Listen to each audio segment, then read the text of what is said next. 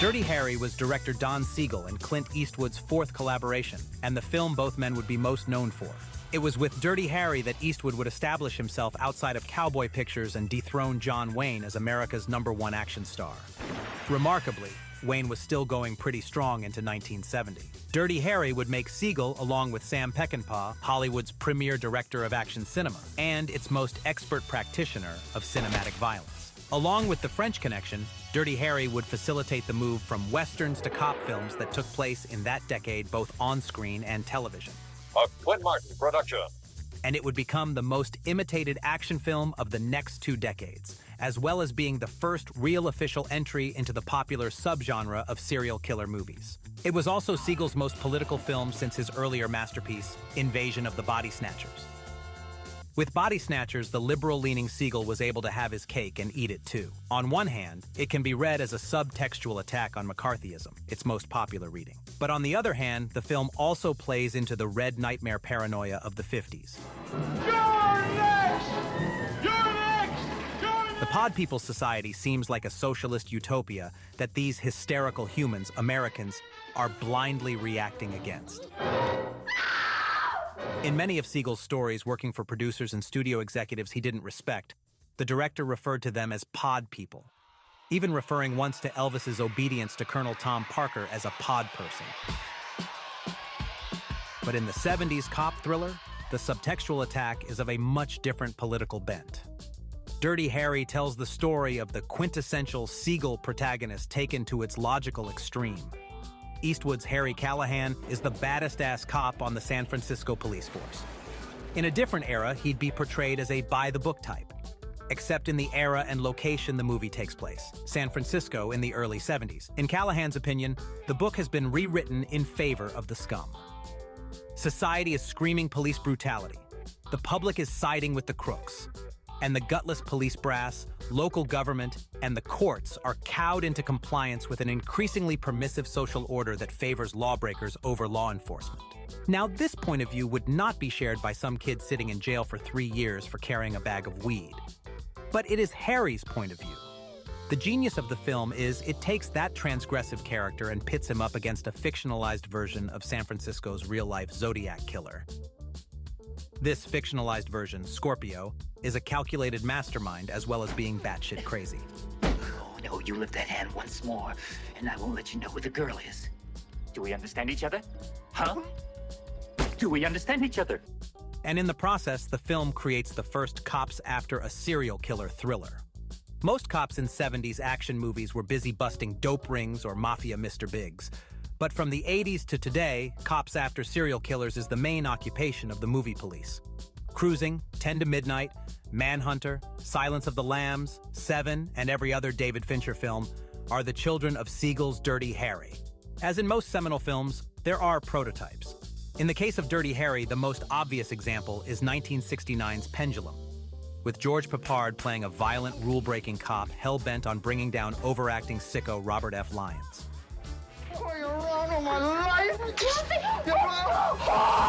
The soon-to-be Warner Brothers legacy title started life at Universal, where Jennings Lang offered Dirty Harry to Paul Newman, probably sometime soon after Harper. Newman turned it down. Universal sold the script by Harry Julian Fink and R.M. Fink to Warner Brothers, where it was going to be made with Frank Sinatra playing Harry and directed by Irv Kershner. Then Sinatra sprained his wrist, seriously limiting his ability to wield Callahan's .44 Magnum. Warner offered it to Eastwood, who agreed on the condition that he could bring Don Siegel over from Universal to direct. Siegel came on and brought over not only his cinematographer, Bruce Surtees, and his editor, Carl Pingatore, but also, more importantly, his go-to screenwriter, Dean Reesner. It was Reesner's rewrite that turned the script into the Dirty Harry movie we know and love. Because it was Reesner's rewrite that turned the killer from a lone sniper to a surrogate for the Zodiac killer. Later, John Milius would do one of the more famous dialogue polishes in Hollywood history when he added the "I know what you're thinking." Did he fire 6 shots or only 5? Speech.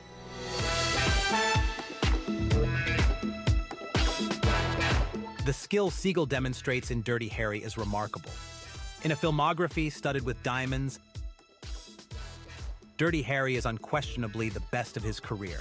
It belongs on a list of other audience-enthralling films of the 70s like Jaws, Carrie, and The Exorcist, The power of Christ compels you! that in retrospect seem like perfect films. Siegel's technique, along with all of his strengths, blend together in complete harmony. The director's handling of the film's hero and villain, his career constant affinity for location photography, the director's ability to shock audiences with brutality and also thrill with crowd-pleasing action set pieces. The Siegel humor that punctuates what is, in essence, a grisly thriller.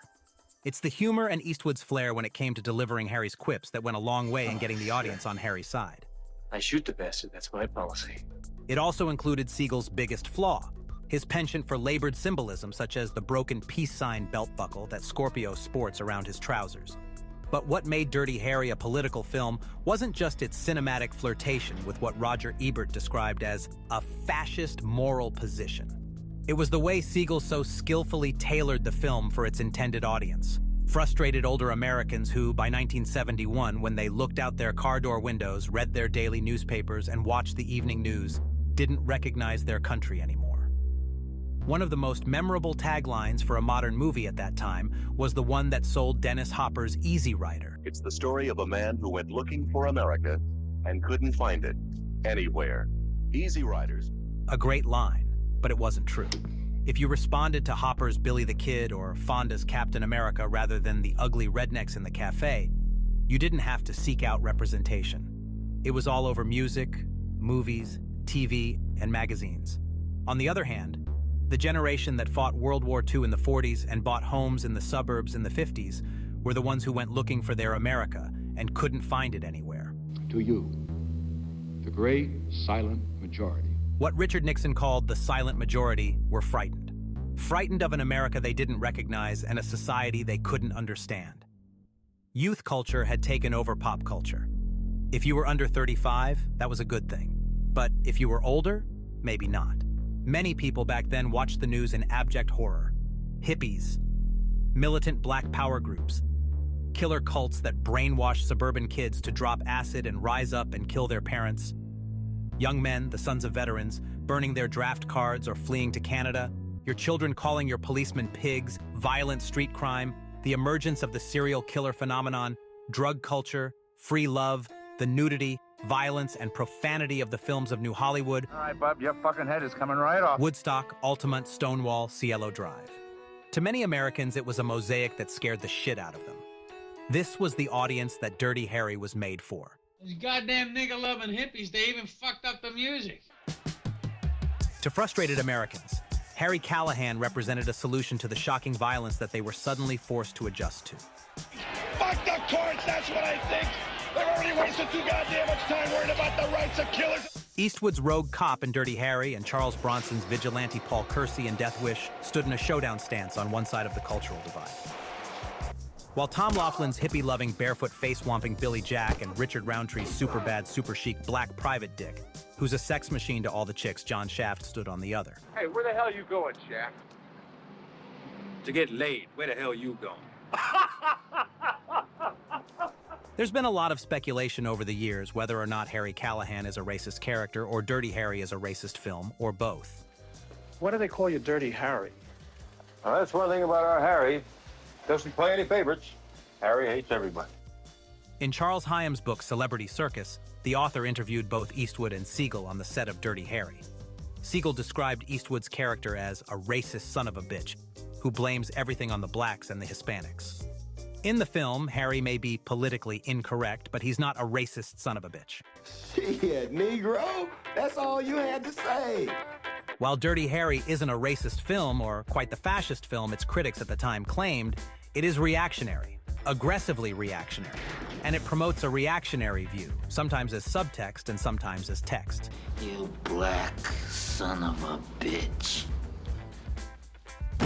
Because the audience the film sought to excite held a view of the rapidly changing society around them that was bordering on future shock. Dirty Harry gave voice to their fears, told them they were right to feel that way, and gave them a .44 caliber hero who would fight for them. This element would disappear from the Harry sequels, because while this element was why it connected so well with its audience, it's also what put the film in the crosshairs of social commentators. Eastwood is back in full force as Dirty Harry in Magnum Force. It's this reactionary element that the very violent sequel to Dirty Harry, Magnum Force, not only avoided but tried to reverse. The entire premise of the movie, Harry uncovering a black leather-jacketed death squad of killer motorcycle cops executing criminals that the courts can't, seems to be a rather rare Hollywood occurrence. The counterpoint argument sequel.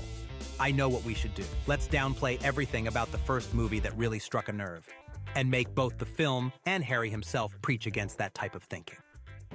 You know, when police start becoming their own executioners, where's it gonna end, huh, Briggs? Let's see the money, man. Death Wish ended up being the movie audiences wanted Magnum Force to be. He begins where all the super cops leave off.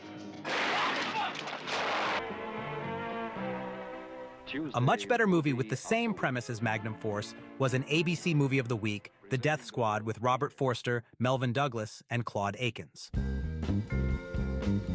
The cornucopia of Callahan clones that came out after Siegel's success would ape the hard-ass, do-things-his-own-way, rule-book-be-damned, no-mercy for the wicked posture of Eastwood's creation. Because as long as we have to play by these bullshit rules and the killer doesn't, we're gonna lose.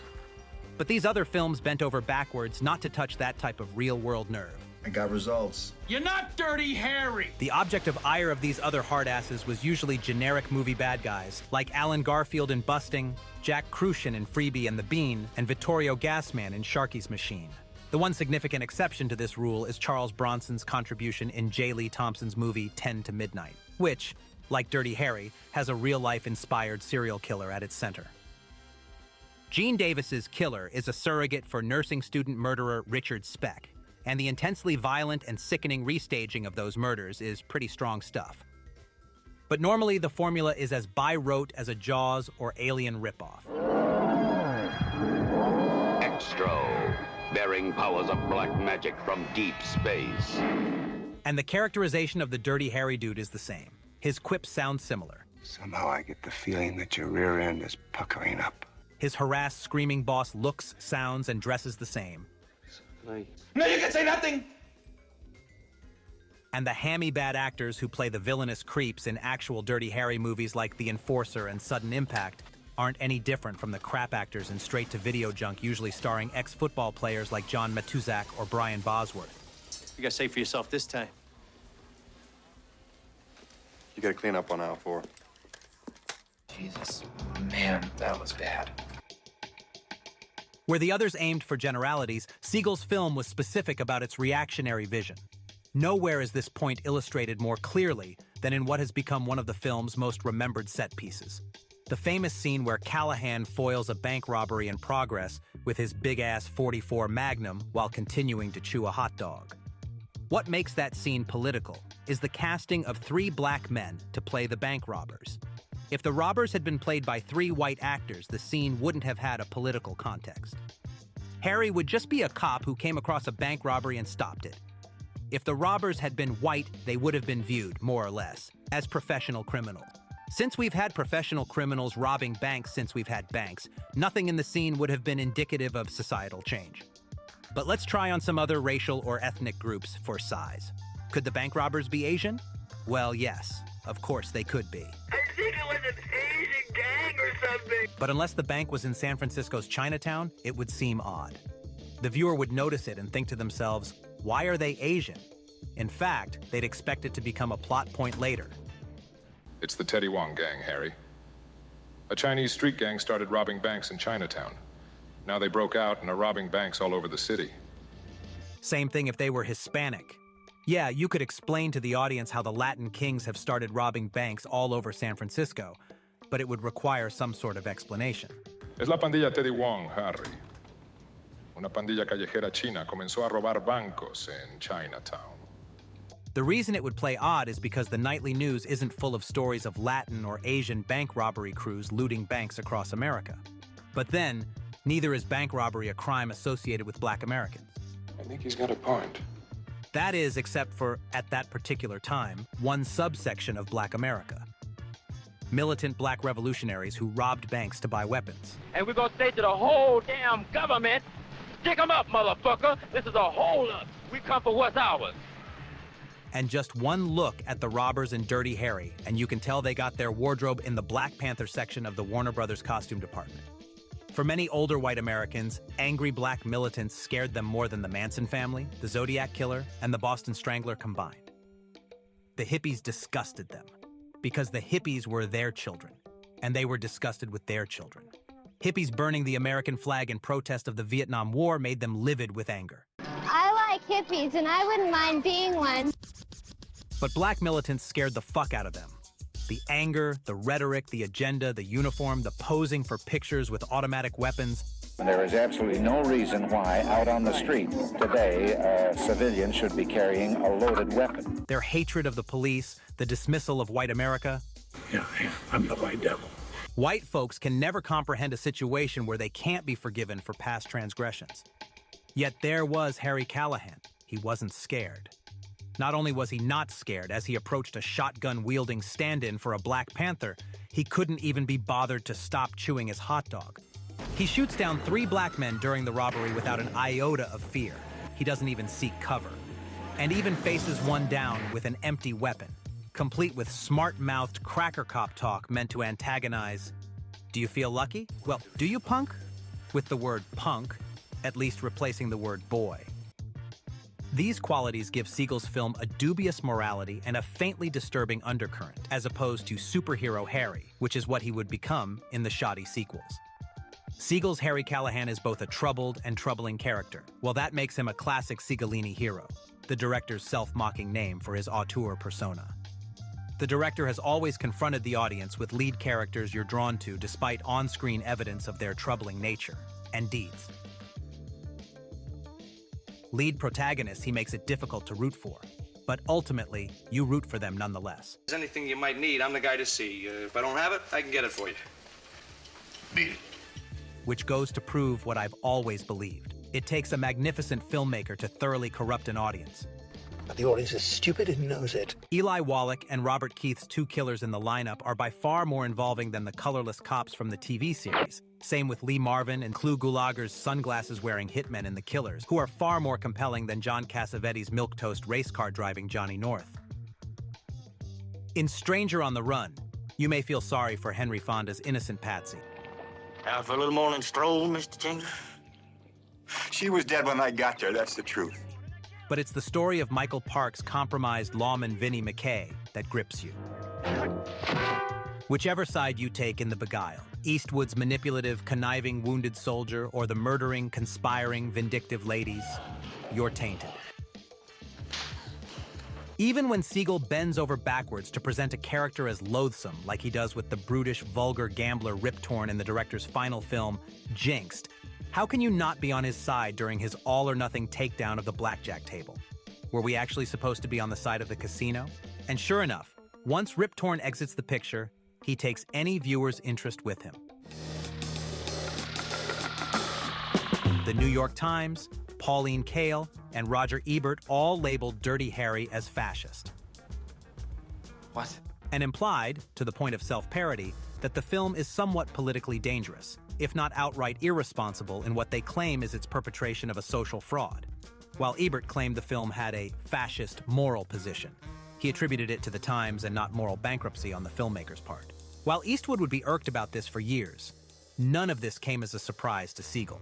In Peter Bogdanovich's book, Who the Devil Made It, he recalls seeing an industry screening of Dirty Harry, and Siegel worrying that all his liberal friends would disown him. But Don, as an old genre filmmaker, was apolitical. His job was to thrill audiences by any means necessary. And if he could do that by bringing into question America's criminal justice system or a suspect's Miranda rights, fair enough. If pressed for a defense, I'm sure old Don would just crinkle his eyes, smile, and point at the grosses. But in Siegel's Dirty Harry, almost comically, the skill of the filmmaking was so evident that it was impossible for even the movie's harshest critics to deny. Kael even went so far as to write, "It would be stupid to deny that Dirty Harry is a stunningly well-made genre piece, and it certainly turns an audience on." Then in a later piece wrote, "There's an aesthetic pleasure one gets from highly developed technique. Certain action sequences make you feel exhilarated just because they're so cleverly done, even if, as in the case of Siegel's Dirty Harry, you're disgusted by the picture. Even Siegel's friend Sam Peckinpah expressed the same opinion as Pauline. I love Dirty Harry even though I was appalled by it. A terrible piece of trash that Don Siegel really made something out of. Hated what it was saying, but the day I saw it, the audience was cheering. The point of the film's detractors was crystal clear. It was Dirty Harry's embrace of a fascist ideology, not its quality, that was in question. But this so-called fascist element to the film was overstated by the critics of the daily newspapers and weekly magazines. 50 years later, Siegel's film stands as a towering achievement of genre filmmaking.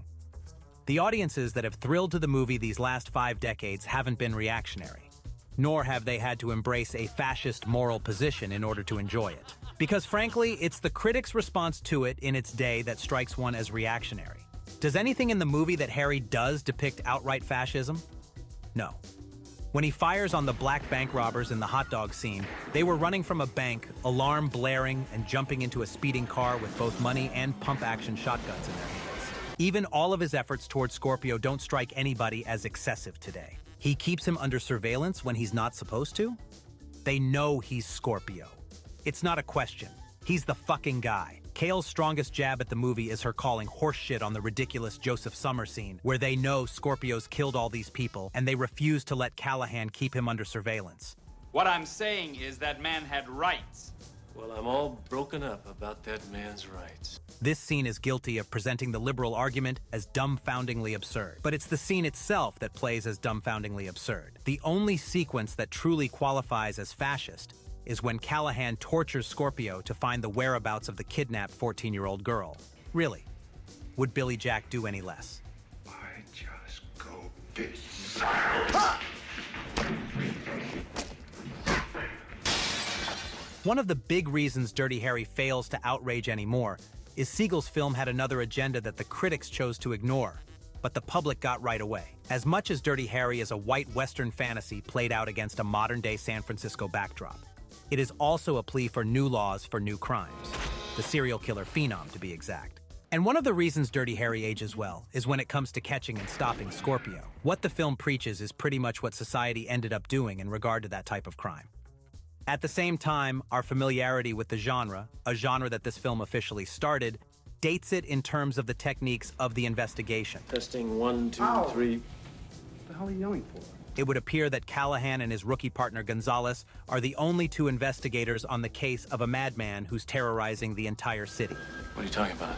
When you watch it today, you can't help but ask yourself, where's the task force? Where's the FBI?